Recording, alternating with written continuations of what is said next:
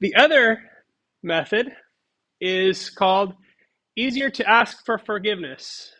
In other words, it's easier to ask for forgiveness than permission, which is sort of based on the life strategy that, hey, we're just going to do this and see what happens. And if it breaks, then we're going to figure out how to deal with it after that. So if an error happens, then what do we do?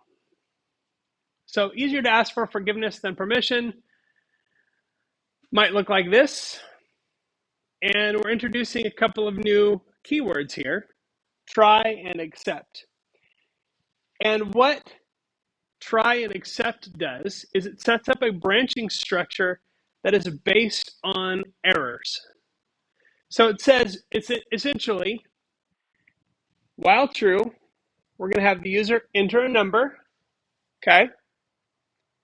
And we are going to try everything in the indented block beneath the try keyword.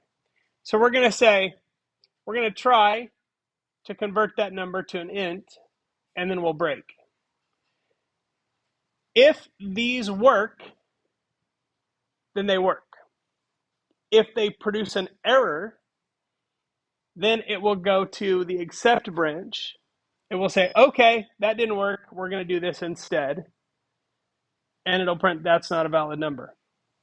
And you'll see that this structure has the same effect as the look before you leap example I just gave you, but it's actually producing an error and then handling that error.